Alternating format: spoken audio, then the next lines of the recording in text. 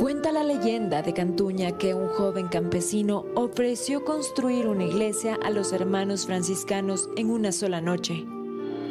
Pero la capacidad no le dio, llegó un momento en el que ya se vio absolutamente imposibilitado de cumplir con el contrato y no halló más argumento, más posibilidad que hacer un pacto con el diablo. Se le presentó y le dijo: perfecto, yo te construyo el atrio, pero a cambio de tu alma. Al amanecer llegó hasta acá y vio que faltaba efectivamente una piedra y ese momento estaba ya clareando.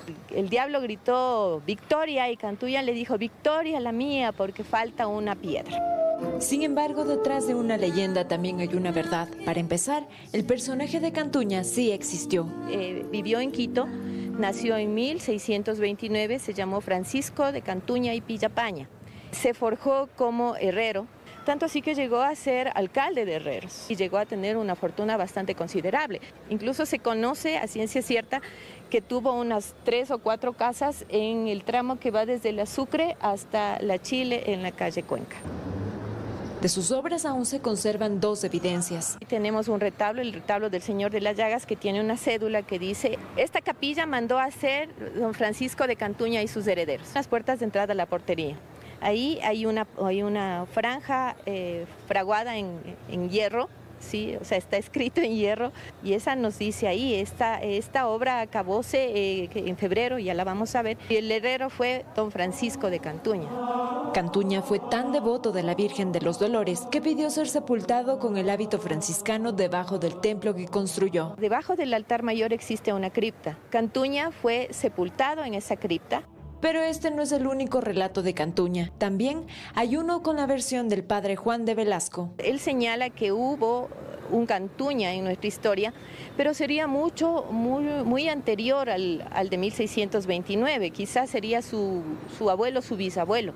Señala que Hualca, uno de los guerreros de Rumiñahui, en la disposición de quemar la ciudad, dejó escondido a su hijo, que lo llamaban Cantuña, en su hogar.